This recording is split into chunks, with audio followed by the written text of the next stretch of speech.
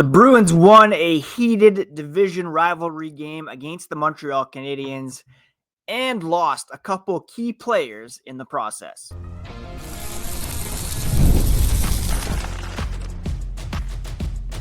You're Locked On Bruins, your daily podcast on the Boston Bruins, part of the Locked On Podcast Network, your team every day. What is up, Bruins fans? I'm Ian McLaren, and welcome to Locked On Boston Bruins, part of the Locked On Podcast Network, now the #1 sports podcast network. Today is Monday, November 17th. Thank you so much for making Locked On Boston Bruins your first listen every day. And today's episode is brought to you by FanDuel. Download the FanDuel app by visiting FanDuel.com and win $300 in bonus bets if your first $5 bet wins. Today on Locked On Boston Bruins, we are going to be discussing the Bruins win over the Montreal Canadiens on Saturday, a massive victory that propelled them to the top of the Atlantic Division standings, something that really nobody saw coming at any point in the season. We'll break down how they did it, going 7 for 7 on the penalty kill. Also, some key storylines in the injuries to Charlie McAvoy and Viktor Arvidsson. We'll discuss the significance of this game, and then later on, we will preview tonight's game against the Carolina Hurricanes, their last home game here for a bit before they embark on a California road trip later this week. Before we get into all that, quick reminder, you can find the podcast on socials at Locked NHL Bruins. That's on X, Blue Sky, Instagram, Threads, TikTok. Again, I'm your host, Ian McLaren. I am a lifelong Boston Bruins fan, and I have been covering this team and the NHL for various outlets for nearly 20 years now. Bruins defeating the Montreal Canadiens on Saturday, a spirited tilt that once again began with an endorsement for Nikita Zadorov as captain of the Boston Bruins. This guy dropped the gloves 4 seconds in and set the tone for a gritty, hardworking, physical win for the Boston Bruins that put them with the most points in the Atlantic Division, with 24 so far through 20 games. Their point percentage, 600. So they've gotten 60% of the total available points. So that puts them slightly behind Detroit, who won last night. They're at 605. And the Canadiens, who are still in first because they've only played 18 games and they have 22 points, a 611 point percentage. But the Bruins, if you can believe it, the only team above 0 when it comes to goal differential in the Atlantic Division. Only the Bruins are in the green. They're at +2. Everybody else is below 0, which is pretty crazy. Anyways, the Bruins did this by going a perfect 7 for 7 on the penalty kill. Held the Canadiens to only 2 goals at the Bell Center. Marat Husnudinov, Mason Lohrei, Viktor Arvidsson doing the damage for the Bruins on the score sheet. David Pastrnak had 2 assists. Jeremy Swayman made 26 saves, and the Bruins have now won 8 of their past 9 games. And Nikita Zadorov, who again fought Jaden Struble off the opening draw, said the penalty kill was the reason why the Bruins won the game. Guys were laying on the ice, blocking shots, putting their faces in the shooting lane. So we take pride in it, and it was definitely big today to get them the 2 points. Now, speaking of putting faces in shooting lanes, Charlie McAvoy left at 11 minutes of the second period after being struck in the face by a slap shot from Canadiens defenseman Noah Dobson. He was bleeding, was helped off the ice. If you are unfortunate enough to have seen the slow motion replay of it, you literally see teeth flying out of McAvoy's mouth. right after being hit by that puck. Just a gruesome injury. He was able to fly with the Bruins back to Boston, so we didn't have to stay in Montreal for any emergency surgery or anything like that. But the Bruins said they were going to get some tests done on him, getting him home as soon as possible, and hopefully he's going to be okay. And that would be a huge loss for the Boston Bruins, of course. McAvoy was injured for a good chunk of last season, during which the Bruins tanked effectively. He has 14 assists through 19 games right now, is on pace for a career year in terms of points without yet having scored a goal. And he's as important to this team as anybody. So hopefully he's not out of the lineup for too long. Another injury was suffered in this game. Viktor Arvidsson left with 5:12 remaining in the third with a lower body injury. And Sturm said he is going to be out. They don't know how long, but it could be a week or two at the very least that Arvidsson is out of the lineup. And that would be unfortunate as well, because after a slow start with the Bruins, Viktor Arvidsson has been scoring quite regularly, including in that game against the Canadiens before he was injured. He had scored 3 goals in a 4-game stretch just a couple weeks ago, earlier this month, and he has 4 goals so far in the month of November. Total for the Bruins this season, Arvidsson is sitting at 6 goals, 4 assists for 10 points in 20 games. And he was becoming a key part of the power play, that second line attack. And the Bruins now will have to look for reinforcements. And yesterday, the Providence Bruins played without both Riley Tufte and Matej Bluemel. So it's quite possible that those guys are on their way to Boston in time for today's morning skate. Again, they play tonight against the Carolina Hurricanes. Tufte, Bluemel have been among the best players this season for a very good Providence Bruins team, an excellent team, in fact. And, they're in Providence with the view to coming up to the NHL. That's where everybody wants to be. And it looks like both of those guys will be called up as reinforcements.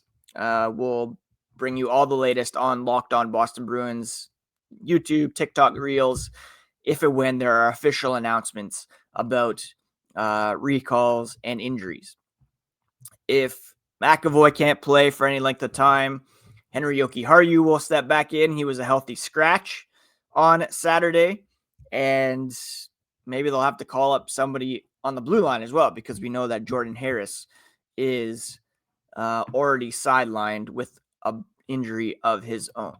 So those were kind of the big stories from Saturday's game. The Bruins, getting that huge win, rivalry renewed, like this rivalry as hot as it's been in a couple years. They play 3 more times this season, and it's certainly going to be must-see TV.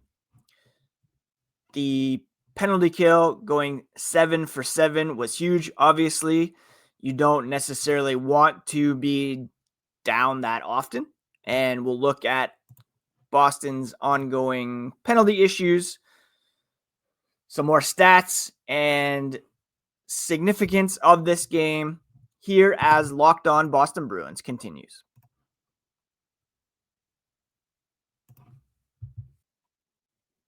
We are loving hockey season, and nothing beats being in the arena for those opening games. Let's be real though, getting tickets can be a total headache.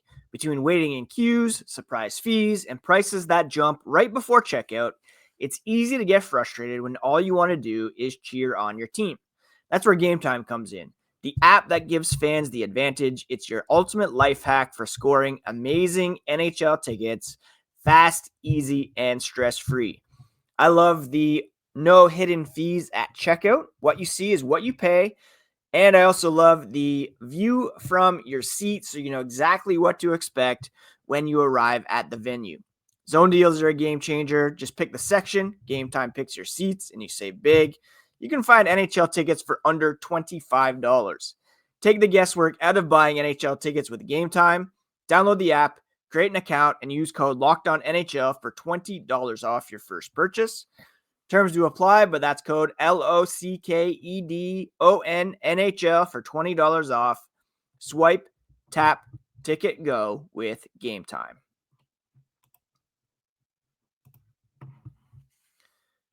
Thank you so much once again for making Locked On Boston Bruins your first listen every day. Part of the Locked On Podcast Network, the #1 sports podcast network. Now, I mentioned that the Bruins won the other night by going 7 for 7 on the penalty kill. And the penalty kill has been an area of strength so far this season for the Boston Bruins.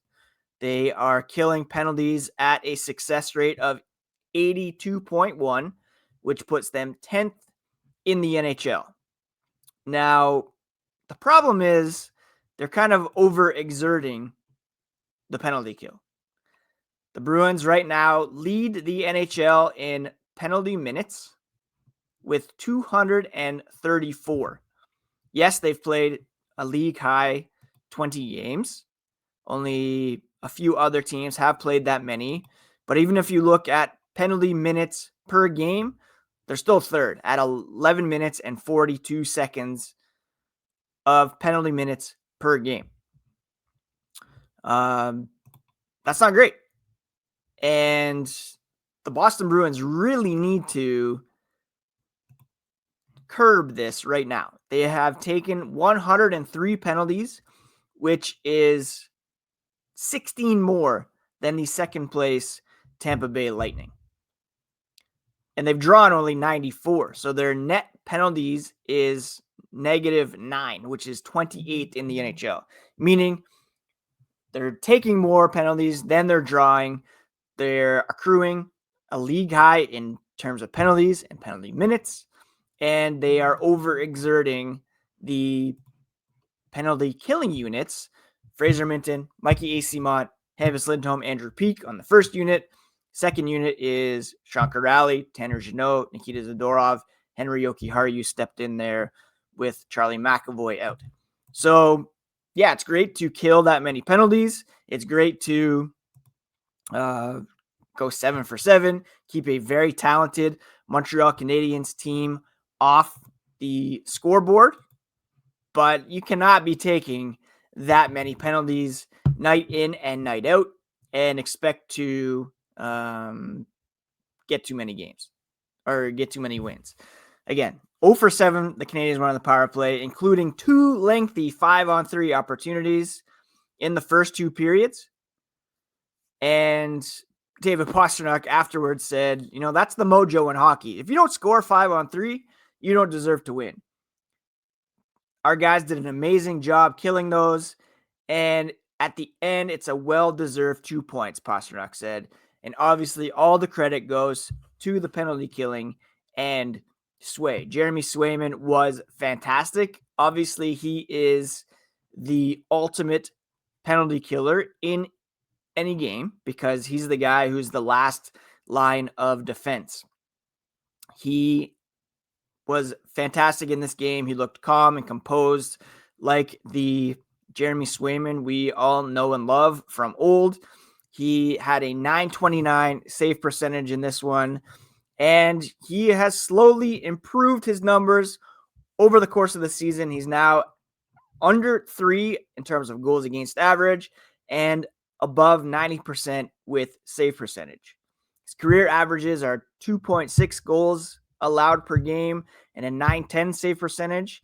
He's now at 2.99 goals allowed and a .902 save percentage, and this comes amidst a pretty nice run here over the past 5 starts.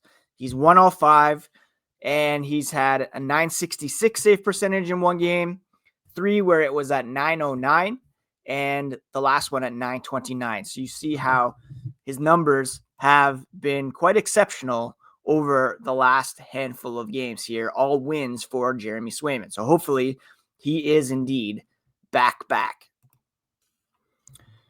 Now, in terms of the significance of this win, again, like I said off the top, I don't think anybody really expected the Boston Bruins to be in first place in the Atlantic, or have the most points anyways, at any point this season. They're 8-2 over their last 10, have a sparkling 8-3 record at home. This one came on the road. And again, the only team in the Atlantic with a positive goal differential. And I think people were basing their expectations on this season's Boston Bruins, obviously based on last year's results, which were as bad as we've seen for this team in quite some time. But I can't stress enough how many things went wrong for the Bruins last season. Yeah, they had injuries. Everybody deals with those. Losing your top two defensemen, that will hurt any team. They had Jeremy Swayman missing all of training camp, exhibition, coming in cold and not really finding his groove. You had a coaching change. You had the exodus at the trade deadline and the ultimate decision to call it a season and the long losing streak that led them to like a bottom of the East finish. For that to be replicated this season would have taken some real misses once again. And if you look at this team on paper, they're not that bad, right? They actually do have the talent to at least contend for a wild card spot. Maybe not to maintain first place. They're certainly benefiting from tough starts from the Florida Panthers, the Toronto Maple Leafs, who are both in the bottom four, as is the Tampa Bay Lightning in terms of point percentage in the Atlantic Division. There's still a lot of season left, but the Bruins are proving to be, at the very least, a tough out, and that's what they wanted to be, harder to play against. We all remember that piss and vinegar comment from Don Sweeney. Even heading into last season, Cam Neely was touting them as wanting to be harder to beat in the playoffs. Of course, he wasn't banking on the fact that they weren't going to make the playoffs.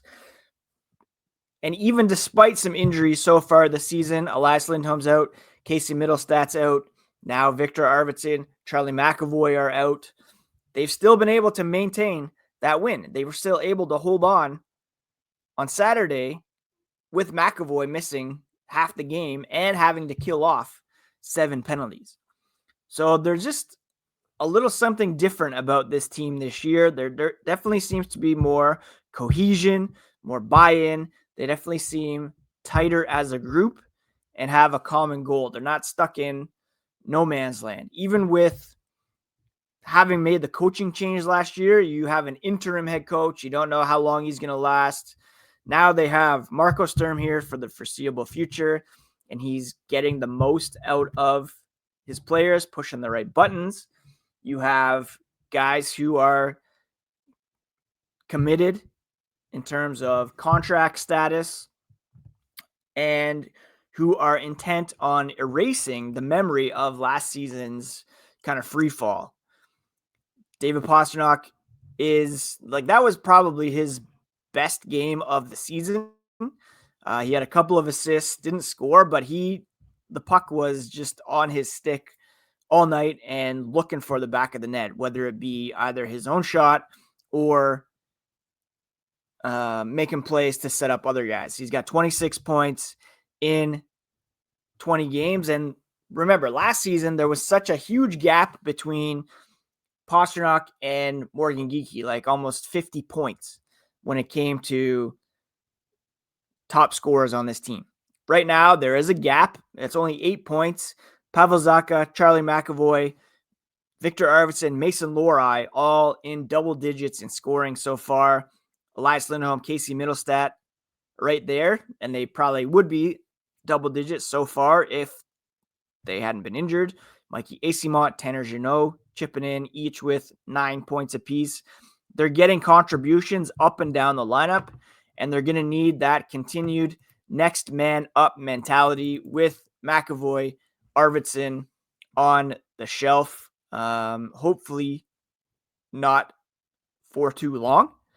And we'll take a look at a preview of tonight's game against the Carolina Hurricanes as the podcast continues. But the big takeaway from the Canadiens game was beating a division rival, a team that's been very good so far this season. They did have an injury of their own. Kirby Dach left that game and is out 4 to 6 weeks with a fractured foot. So they didn't come out unscathed. But the Bruins penalty killers were fantastic. And they had complete buy-in. And it definitely showed in that game against the Canadiens. And they'll look to keep it going tonight against Carolina. And again, that's a game we'll preview here as the podcast continues. The NBA is back, and there's no better place to get in on the action than FanDuel, the official sports betting partner of the NBA. Even if you missed the opening tip or you just want to keep up on your favorite player, there are so many ways to get going with FanDuel. You can combine your live bets into a same-game parlay for a shot at a bigger payout. And they have live bets on everything from who will score next to fourth quarter comebacks. Keeps every game exciting, especially when your team is making that late push. And it's not just for the NBA. You can get in on the action with respect to the NHL. For example, tonight's Bruins-Hurricanes game has an over-under of 6.5. Right now, if you put down $5 and that bet wins, FanDuel will give new customers $300 in bonus bets. So head to FanDuel.com to sign up, play your game with FanDuel, the official sports betting partner of the NBA.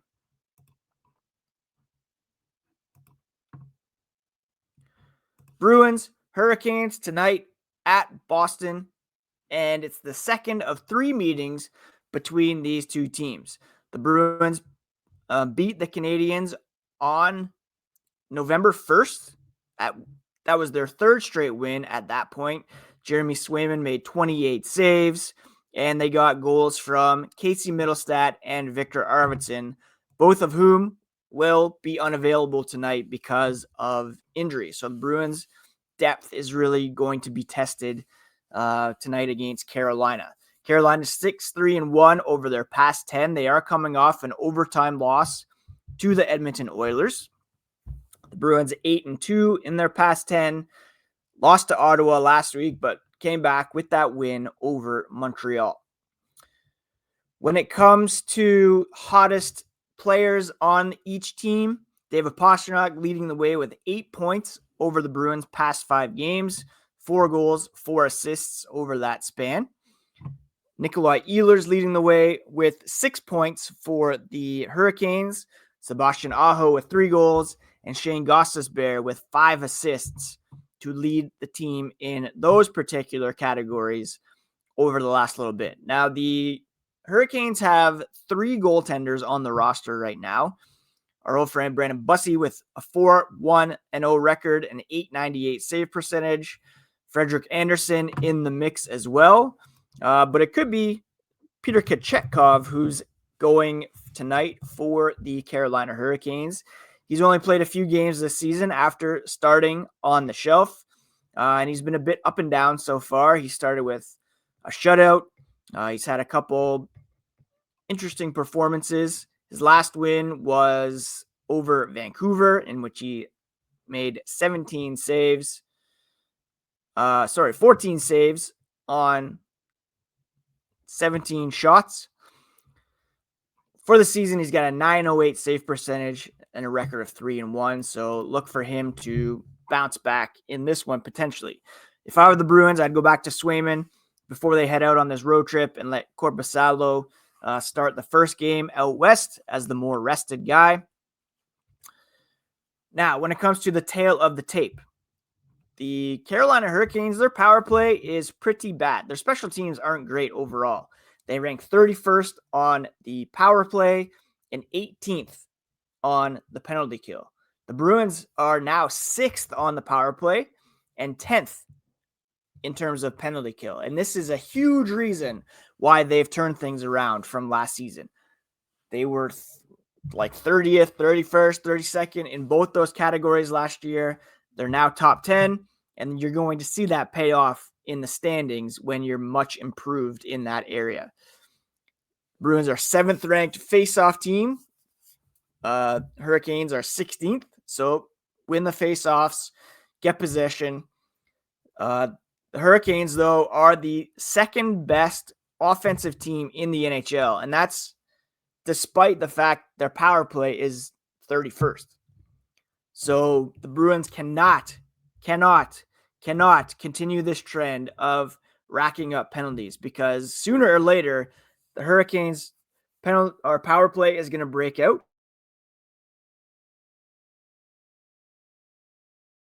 A 31st ranked power play. If you give them those opportunities, they're going to make good on them at some point. You don't want it to be against you.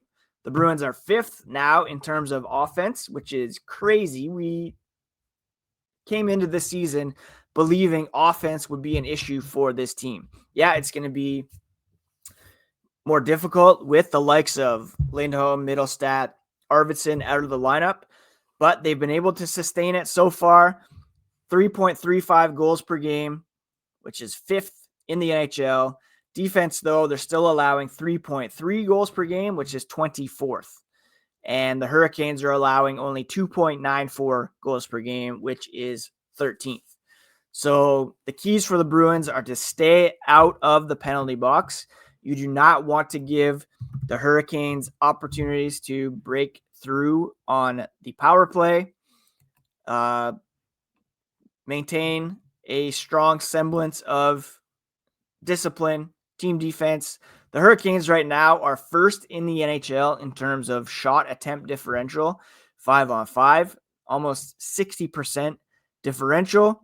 In terms of high danger opportunity differential, they rank 4th. And right now, they are just kind of struggling when it comes to the power play. So if that breaks out, look out, this team will be even more of a force than they are already. So stay out of the penalty box, Boston Bruins. I beg you. All right, that is today's episode of Locked On Boston Bruins, my friends. Thank you so much for taking the time to make Locked On Bruins your first listen today. For your second listen, check out the all-new Locked On NHL Game Night podcast. Every game, every night until a Stanley Cup champion is crowned. Get local analysis on a national scale. You can find NHL Game Night on the Locked On NHL YouTube channel or wherever you listen to podcasts. Special shout out to the everydayers who already listen to Locked On Boston Bruins through YouTube or your favorite podcast app. Please do hit that subscribe button today if you have not done so already. Please take care of yourselves, take care of each other, and we'll talk to you again here on the next episode of Locked On Boston Bruins, part of the Locked On Podcast Network, the #1 sports podcast network.